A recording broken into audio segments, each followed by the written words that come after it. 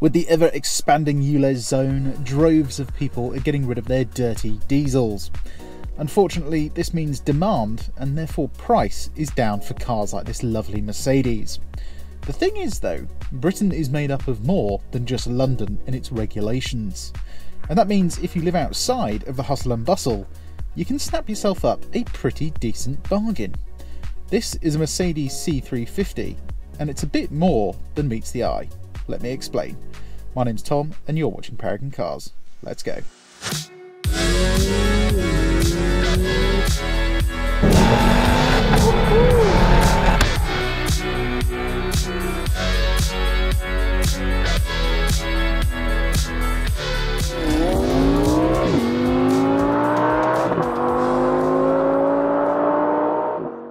Before we start, please like, subscribe and hit the bell if you'd like us to keep bringing you this content.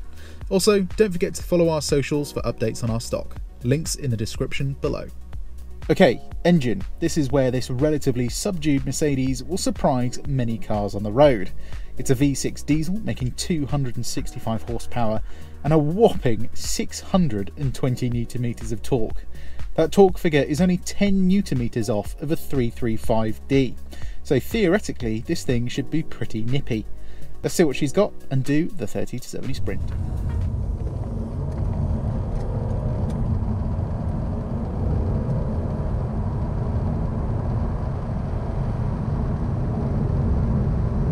I'm sorry, but just imagine driving a Stage 1 Fiesta ST or an Abarth 595 and getting gapped by a 2013 Mercedes diesel. I think I'd have to sell my car after that one. Anyway, in terms of time, we managed 5.59 seconds, which for the power is just about decent, I think. The 7-speed is smooth, but by no means quick, especially if you compare it to things like the ZF 8-speed. For daily driving on motorways though, this engine is a peach.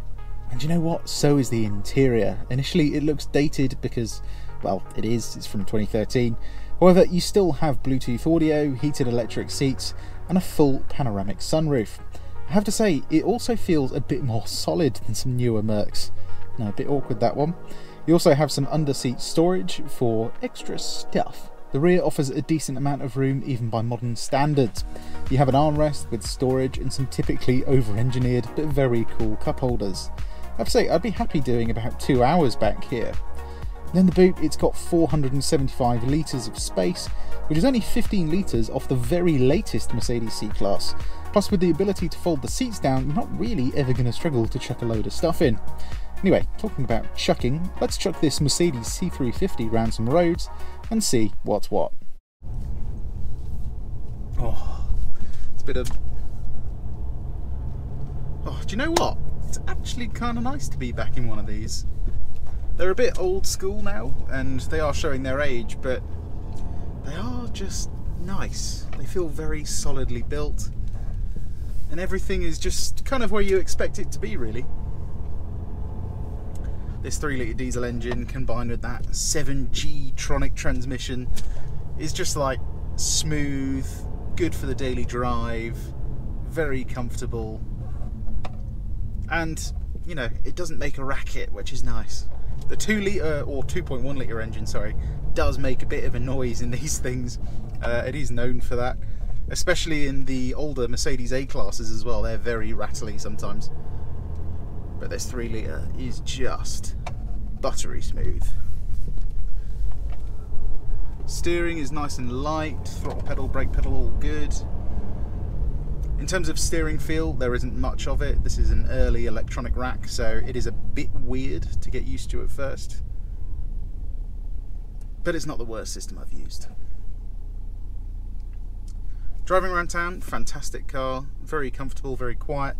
The only downside with these particular C-classes, and this is true across the whole W204 range, is the seating position is quite high, so like even the GoPro on my head, like if I sit up, you'll notice I'm basically sitting in the ceiling, even though I'm on the lowest possible setting on the seat. I've even had to recline the seat so the GoPro is not actually hitting the ceiling of the car. I think it might be made worse by the fact this has got a panoramic roof, but you know, you win some, you lose some. I think it's still worth having one of these because it does cover the entirety of the roof, which is nice. But seat comfort itself is pretty good actually. It's just I want to get a little bit lower. Now I have actually driven this before, and it was on the way back from getting serviced, and it's quick. As you've seen from the 30 to 70 time, it's certainly not a slouch. But it's the in-gear performance where it really shines. As soon as you hit like 2,000 revs, this thing feels as fast as a BMW 335D. It's really decent. It's a very good wafter, this car. And because it's not that big in terms of size, it means parking it is also very easy. Even though this is an old car, we've still got things like a reverse camera, which is nice. And we've got parking sensors as well. And I actually really like these parking sensors because they're mounted where you're going to be looking. Which just makes sense. And they're very accurate as well. And you'll notice, again, this is a small car, so once you're in your space, getting out is easy. You can easily get to the first notch on the door and still get out the thing.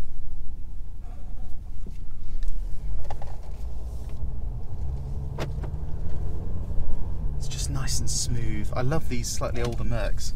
They do just feel really solid. There's a lot of steering lock on this as well, actually. Right, half throttle out of a junction. Oh yes, this is where you feel that torque. And you notice it never feels strained. It's just always got loads of grunt to give you. Okay, I've reset the trip computer. This thing is supposed to do 47 miles per gallon on the combined cycle and 53 on the motorway. So we're going to see if we can manage, well, at least 47, I suppose. Before we do that, let's have a quick taste of the handling. We're going to put this thing into sports mode. Yeah, I know, it has a sports mode. Try and take control of the gears ourselves. It is a bit slow, to be fair. There we go. And see how this thing handles. I haven't turned the traction off just yet. My goodness, you see the power of this thing. It just flies. Really doesn't feel that slow.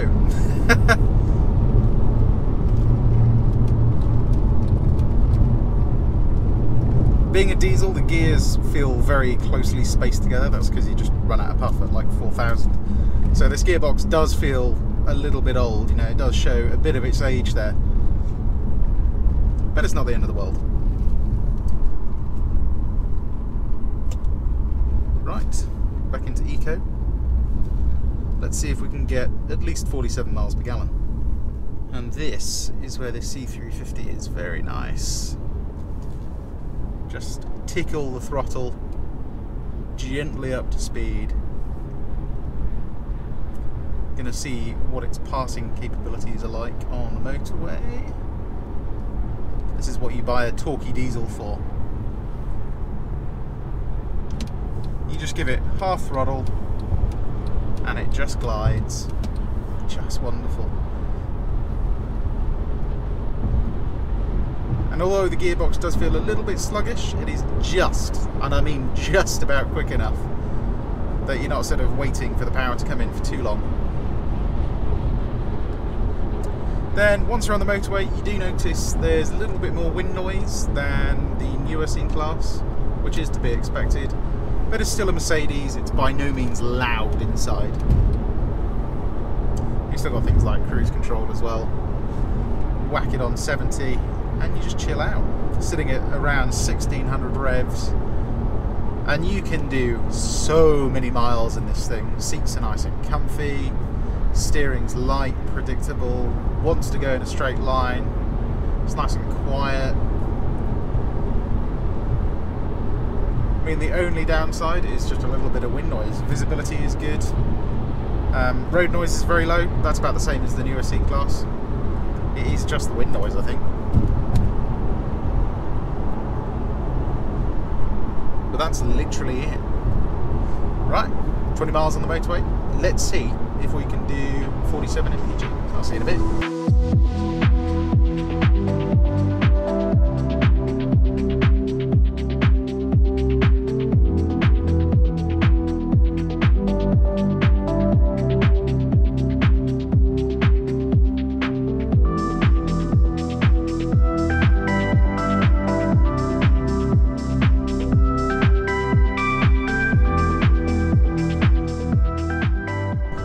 Well, as you can see, we were stuck in a bit of traffic on that run today, but look, still managing nearly 45 mpg, so there's no doubt in my mind that you'd at least get 48 to 50 miles per gallon on a longer run. And I think you might even be able to get like 55 if you wanted to, which is pretty impressive for a big engine like this, especially because the car's like 10 years old as well. Still buttery smooth, and one thing I love is that it easily keeps up with faster motorway traffic. You know, even if you give it half throttle, it only needs to downshift one gear, and then it just gives you all that torque. It's just a very smooth car to drive on the motorway. So yeah, bang for buck. I think if you're doing a lot of miles up and down the country, this is a really decent choice. Is it fun though? Because it's got a lot of power, it is rear wheel drive, it should be fairly fun. Let's find out. Okay, sports mode. Let's ask for some gears. Very nice. Oh, there we go. Eventually got there. Traction is in sports as well. See what this old girl's got in her. God, that torque is crazy. It's just instant.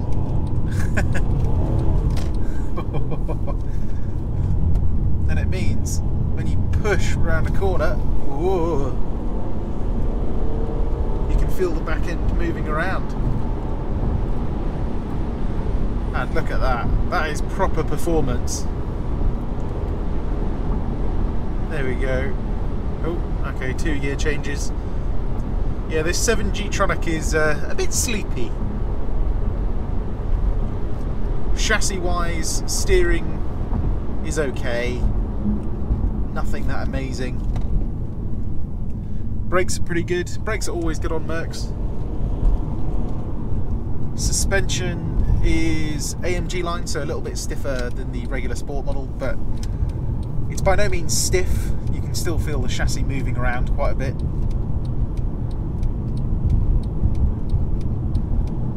It's very controllable though. Like, you can chuck it around quite a lot without it throwing too much of a fuss. There's so much torque. Oh, look at that, that's not bad.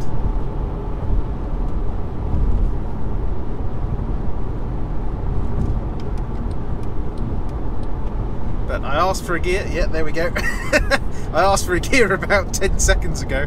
Finally gave it to me. Downshift. There we go, there's one. And again, yeah, there's another. And again. It's pretty good at downshifting, it's the upshifting it doesn't seem to ever want to do. You can feel the rear end squirming quite a bit. It is good.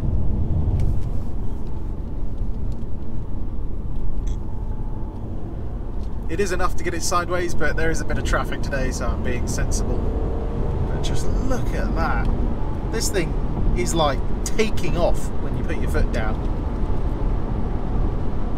It is fairly similar to like the feeling you get when you're taking off in an aeroplane.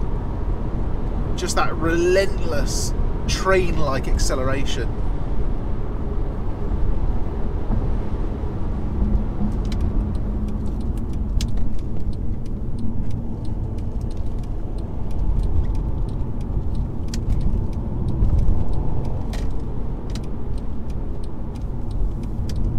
It's a very good engine, this actually. Just seems to have torque everywhere. Even when you rev it out, it's not that bad.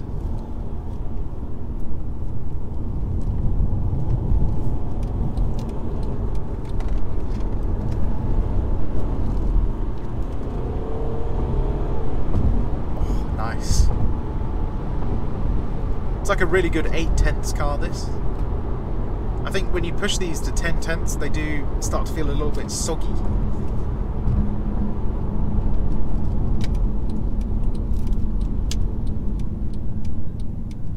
But you can certainly get a hustle on. Like, just look at that. Oh.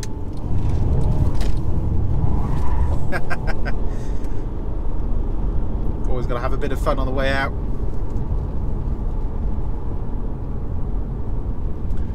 have to be careful. You have to watch your speed in this thing because it just creeps up so quickly. It's a good little chassis though. I mean, for an older car, there's plenty of feel coming through my bum. Steering, I mean, you know what's going on. So not a lot of feel, but you know what's going on. And just this engine is wicked. It's just got so much grunt.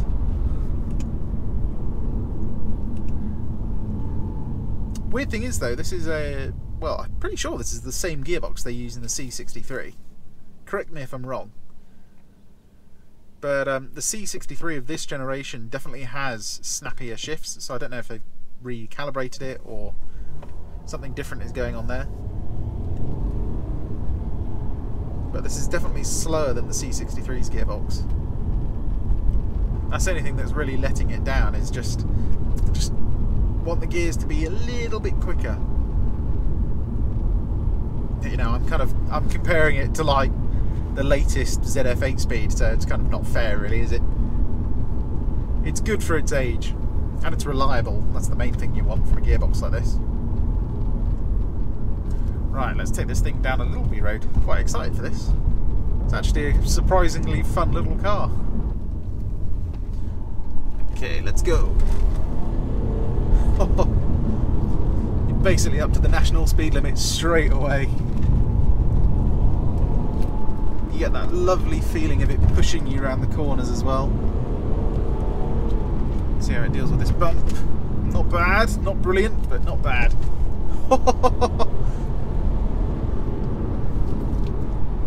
Little bit of air there. Oh god, it does do well though.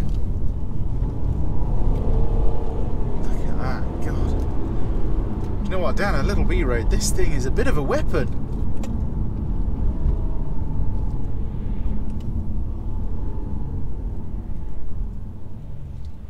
Crikey, it is not slow by any means. It's a tidy package really. I mean, yeah, it's old inside. We've still got heated seats, Bluetooth audio, cruise control, fairly good sound system.